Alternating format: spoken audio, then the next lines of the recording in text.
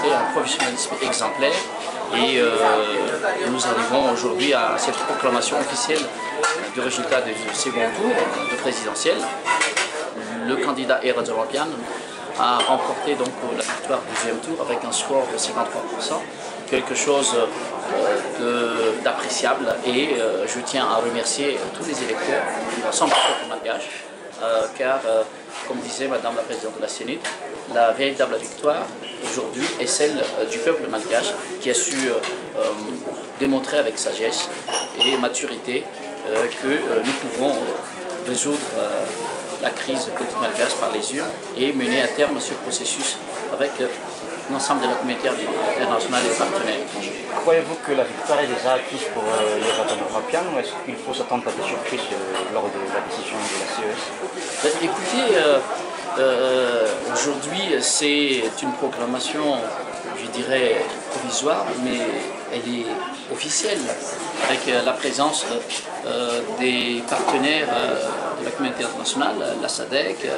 la PNUD, toutes les instances de l'Union africaine et surtout les organes consulaires à Madagascar. Je pense que leur présence témoigne aujourd'hui leur volonté d'accompagner Madagascar vers ce processus de la sortie de crise et retour à l'ordre constitutionnel. Et parler de la victoire aujourd'hui, elle est, oui effectivement, elle est officielle. On attend la décision de la CES sagement, et après l'investiture, c'est là que nous pouvons parler définitivement d'une victoire acquise. Et que pensez-vous des contestations de la part des partisans européens aujourd'hui? Mais vous savez, les contestations, c'est leur droit de contester, mais il faut le faire dans la règle de l'art, c'est-à-dire légalement. On ne va pas contester le résultat d'une élection par d'autres manières, ou par la force, inciter la foule à descendre dans la rue. Je pense que Madagascar a réussi aujourd'hui le pari démocratique d'exprimer le choix du peuple à travers les urnes.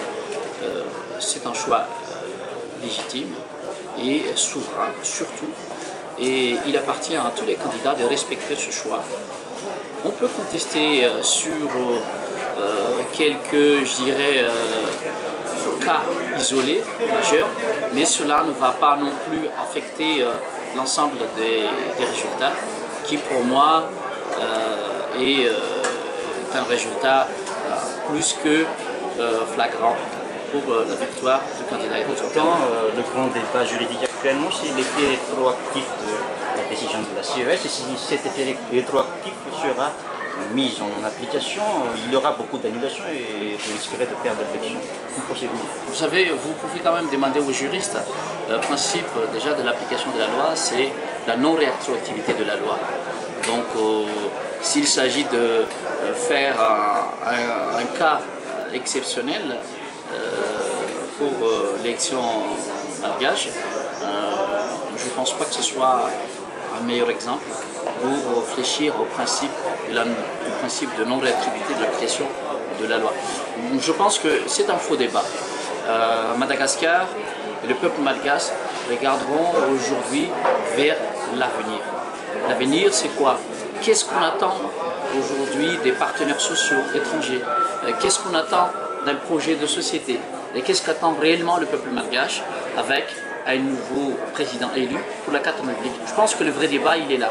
Il n'est plus de discuter sur quelques cas isolés ou quelques faits qui tendent je dirais, à ternir la volonté, la ferme volonté de la communauté internationale d'accompagner Madagascar vers ce processus de sortie des crises.